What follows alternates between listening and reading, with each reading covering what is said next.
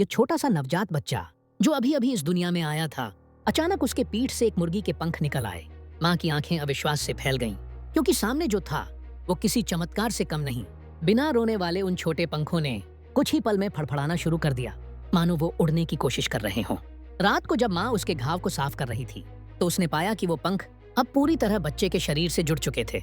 माँ कारण नहीं जानती थी, पर उसे डर था कि कहीं उसका बेटा उड़ न जाए, इसलिए उसने बच्चे की गाड़ी को ढक दिया।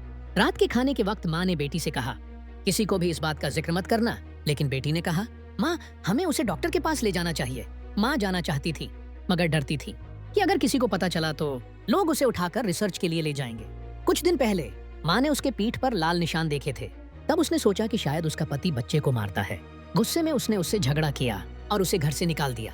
लेकिन अब जब सच सामने आया कि वो लाल निशान उभरते पंखों के थे, तो उसे अपनी गलती का एहसास हुआ। वो पति को फोन करना चाहती थी, मगर अहंकार ने रोक लिया। दिन गुजरते गए और छोटे रिची के पंख तेजी से बढ़ने लगे। सिर्फ एक हफ्ते में 8 सेंटीमीटर बढ़ गए। माँ को डर था कि अगर ऐसे ही चलता रहा तो जल्द ही वो सचमुच उड़ने लगेगा। उसने कोशिश की कि टेप से पंख चिपका दे, मगर रिची बार बार फड़फड़ाने लगा। आखिर बेटी ने उसके कपड़ों में बदलाव किया ताकि पंख बाहर निकल सके। अब रिची और ज्यादा खुश होकर उड़ने लगा। कुछ ही दिनों में उन पंखों पर पंखुड़ियां उग आईं। माँ कारण जानना चाहती थी, पर डॉक्टर के पास जाने की हिम्मत नहीं थी। वो किताबों की दुकान पहुंची, पक्षियों की सारी किताबें पढ़ डाली, यहाँ तक कि बाजार में जाकर मुर्गियों के पंखों की लंबाई तक नापने लगी। इसी बीच घर छोड़ चुका पति बेटी के स्कूल पहुंचा और पूछा, घर पर सब ठीक है? बेटी कुछ नहीं बोली। घर लौटकर माँ ने रिची को चोट से बचाने के लिए हर कोने पर कपड़ा बांध दिया, यहाँ तक कि उसके लिए हेलमेट तक ले आई। हेलमेट पहनकर रिची ने पंख फड़फड़ाए और उड़ गया। सीधा छत के लैंप के चारों ओर घूमने लगा। माँ घबरा गई, जल्दी से बेटी से कहा, लाइट बंद कर दो। फिर रिची खिड़की की ओर उड़ा और शीशे से टकरा गया।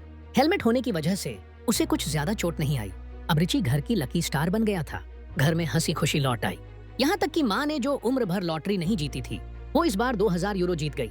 जश्न मनाने के लिए वो सब सुपरमार्केट गए। रिची को शॉपिंग कार्ट में बैठाया गया। वो उत्सुकता से इधर उधर देखने लगा। उसे लाइट्स बहुत पसंद थीं। वो लगातार ऊपर देख रहा था। लेकिन जब माँ ने ध्यान हटाया, रिची गायब हो गया। सभी लोग हैरान। छोटे से बच्चे के पंखों ने उसे ऊपर उड़ा दिया था। वो पूरे सुपरमार्केट में उड़ने लगा। लोग चौंक गए।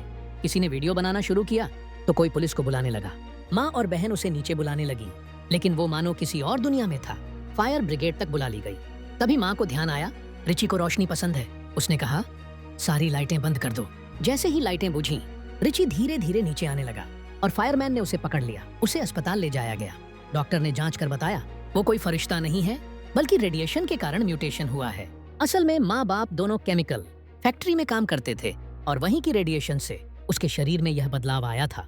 डॉक्टर ने कहा, बच्चे को अस्पताल में रखो, मगर माँ डर गई। उसे लगा कहीं वे उसके बच्चे पर प्रयोग न करें। वो रिची को लेकर भाग निकली। बाहर निकली ही थी कि सैकड़ों पत्रकारों ने घेर लिया। किसी तरह डॉक्टर ने उन्हें पीछे के दरवाजे से निकलवाया। टैक्सी में बैठकर भागी, पर घर के बाहर भीड़ उनका इंतजार कर रही थी। टीवी चैनल्स पर रिची की खबर हर जगह छा गई थी।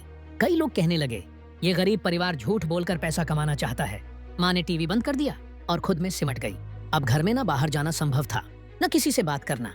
इसी बीच पति लौट आया, पर वो बेटे से मिलने नहीं, बल्कि उसके पंखों से पैसा कमाने की योजना लेकर आया था। उसने कहा, हम इसका शो करेंगे, मीडिया बुलाएंगे, पैसा कमाएंगे और उसी पैसे से इलाज कराएंगे।